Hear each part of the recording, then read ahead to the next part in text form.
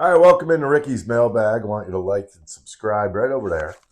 Also, you can catch myself, Silvana Kelleher, Bill Colarulo on Unfiltered, 2 to 6, Monday through Friday on 97.5 The Fanatic, 97.5thefanatic.com, and NBC Sports Philadelphia. But what this is, I take your Phillies questions. I know, it's playoff time. We're getting Phillies questions right now. Dylan's going to ask me the questions. Try to answer them to the best of my ability. Let's go, Dill. Well, I put out the call for questions, and we've got a lot of statements, but I was able to find 8 actual questions from fans. So, starting with Eric, would you have left Luzardo in to get out of that inning? No. I think Luzardo is coming to the end, but I mean, it brings up so many different questions that, at certain points, a starting pitcher kind of hits a brick wall. I think he was hitting that brick wall. I don't really blame Rob in that type of situation. Luzardo pitched a heck of a game. I mean, you can't really take anything away from him. He went out there, and for most of the fan base thinking that should have been Rangers' game in the first place, he went out there and pitched well. You're going to give up runs. This game is not on Luzardo. It's not on him necessarily having to come out of the game. I think what you have to take out of that is, do you think he threw the ball well? Do you think he did his job? And in my opinion, I think he did do his job. Whether it led to a win or a loss, the starting pitcher has a job to do. He goes out there, he does it. The rest of the guys didn't get the job done. I don't mind when Rob took him out in that situation at all. Okay, Big Stevie asks, will a sweep cost Topper his job? Very well could. Um, in all honesty, I probably think Topper would probably step down before he was getting fired. I think it's one of those situations where, look, he's done a pretty nice job. You look at how well he's done and how many wins. He's brought the team to a World Series. It's just never gotten the team over the hump yet. And I think that is what the focus finally is here in Philadelphia for this Phillies team is, can you get us over the hump? And when it comes to that, it just really comes down to, number one, is your roster capable of doing damage in a playoff series? And I mean, you go back to the Mets series last year, the Diamondbacks the year before that. It's just like they've always had opportunities and they just cannot get over that hump. And as we speak, they sit here down 2-0 to the Dodgers. And to me, it's not necessarily all the manager's fault. And I look at it this way. You have 26 guys on that roster. You have who knows how many coaches and analytics people, and Rob Thompson. And they are all 100% responsible for it. So I want you to think about this too. Are you going to fire all the analytics people because maybe their numbers screwed them up? Are you going to fire the pitching coach, the hitting coach, Rob Thompson, and everybody else? You're going to fire Bryce Harper? Think about it like that, because the players are the ones that have to go out there and do the job. If the players are always doing their job, we'll never talk about the manager.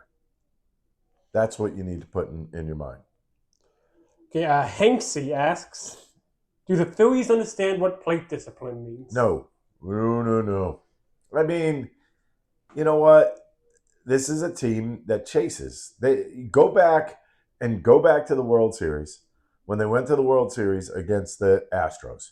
Why did the Astros win that series? Because they knew how to pitch this team. And what does it come down to? It comes down to chase. I'm going to get ahead, then I'm going to little by little pull them out of the strike zone with me.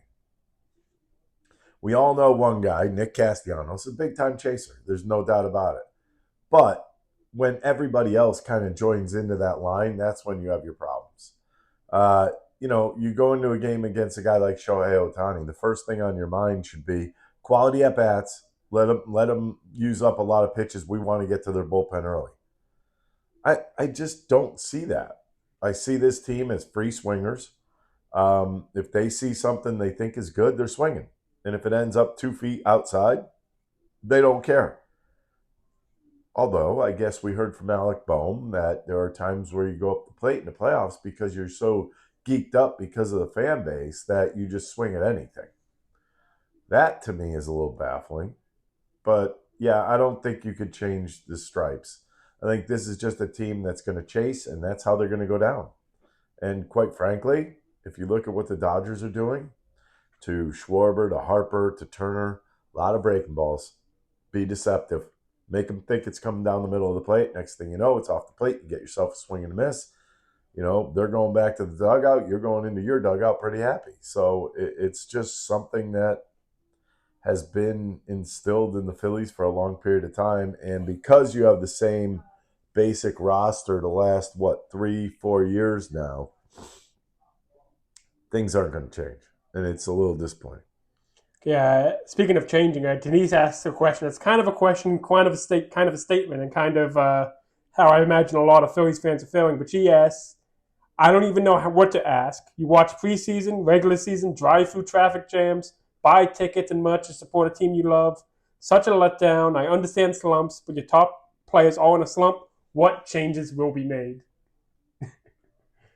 There's going to be a lot of changes made. I don't think this team is going to be even look remotely the same.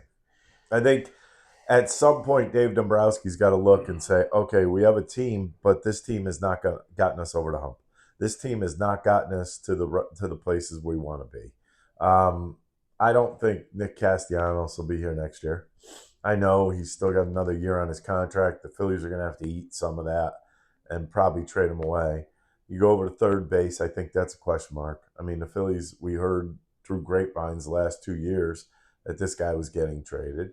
Uh, Things are going to change. I mean, I think it's that simple. I think um, this has been a major experiment for them. Let's see how long we can keep a team together. Let's see how many runs we can make. I mean, it's not over. You still have a loss left in the next 3 games, but I mean, the odds are not good. The odds are not with you. They're not in your favor.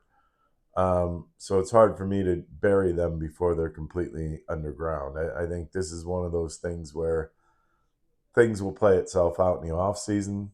I think the changes will be what they can change, because obviously there's certain guys that can't go anywhere. You got Bryce Harper, you got Trey Turner. They can't go anywhere. Uh, Christopher Sanchez isn't going anywhere. Aaron Nola has a contract. Zach Wheeler's going to be coming back.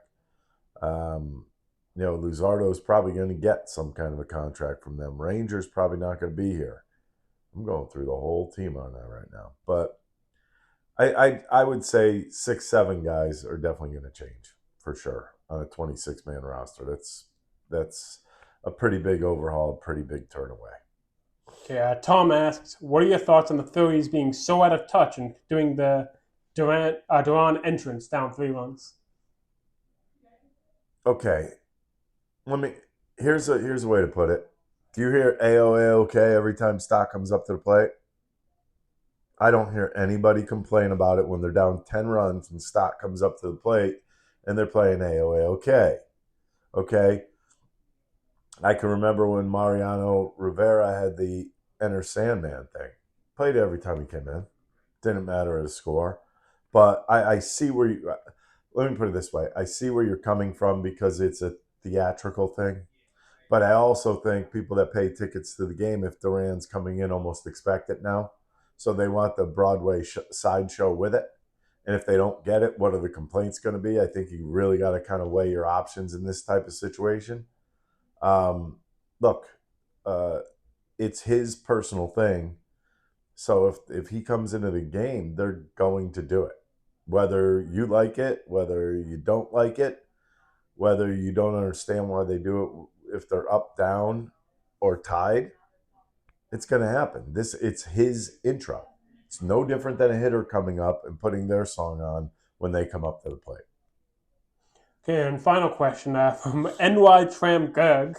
I think that's how you pronounce it. Very simple question. Is this the end?